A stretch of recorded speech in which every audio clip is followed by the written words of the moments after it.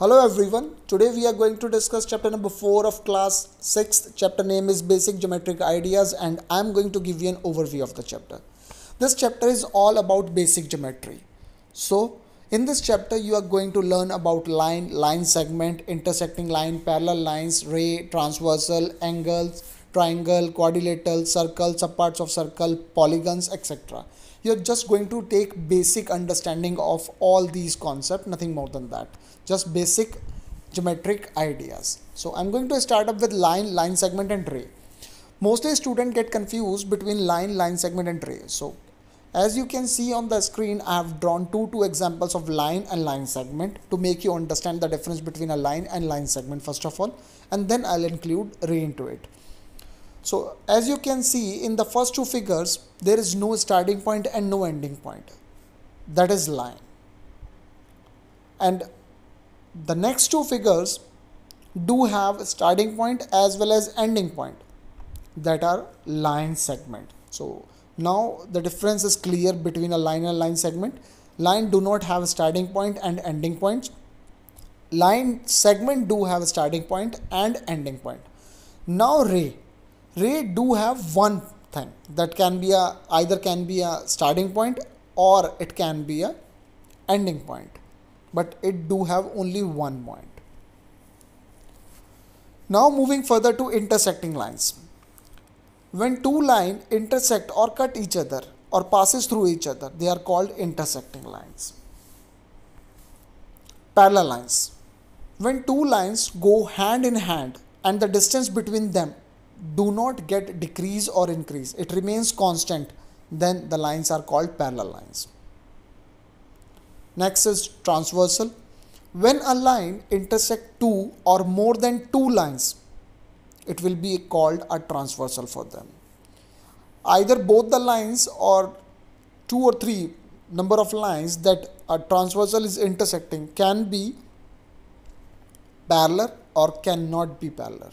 But still the line which is intersecting the lines, other two or three lines, is known as transversal. It will be called a transversal. Now moving further to angle. If you remember, you have already studied this concept, drawing up simple angles and measuring their angle in the last year 5th class also. So there is nothing much included into it this year in this chapter. Angle is a point of contact or the distance between two rays at the point of contact, that is vertex. When two rays intersect at one point, that point is called vertex, and the distance between the two rays will be considered as angle. As you can see on the bottom of the screen, I have already drawn two angles for you. Now moving further to polygon, triangle, quadrilateral, circle and subparts of circle. So triangle is a three-sided closed figure with three vertices. That is, in simple language, I'll make you understand. If three lines touch each other at three different points, then they form up a triangle. That triangle can be of different types, but in this chapter we are just going to make you understand that what are triangles. So any three-sided figure is called a triangle. Next, quadrilaters. Any four-sided figure is called a quadrilateral. Any four-sided figure.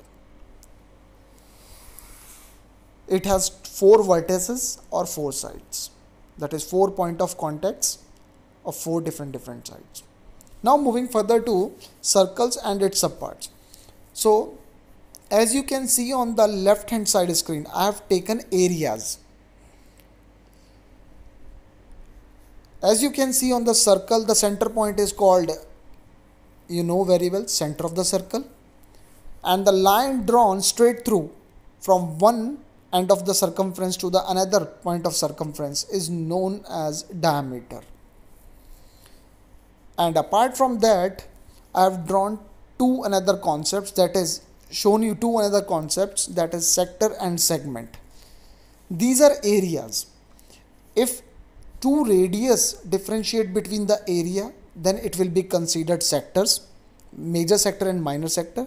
If a chord differentiate between two or more than two parts of the circle, then they will be considered as segments. So here I do have two sectors and two segments. Now moving further to the right hand side of the figure, where you can understand the things more clearly. As you can see, I have marked radius for you. Any line that touches any corner of the circle from the center is called radius. If it touches straight through from one corner to another corner passing through the center, it will be considered as diameter.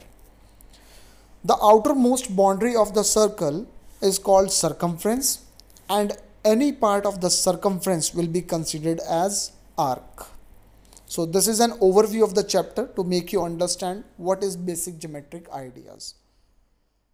Please do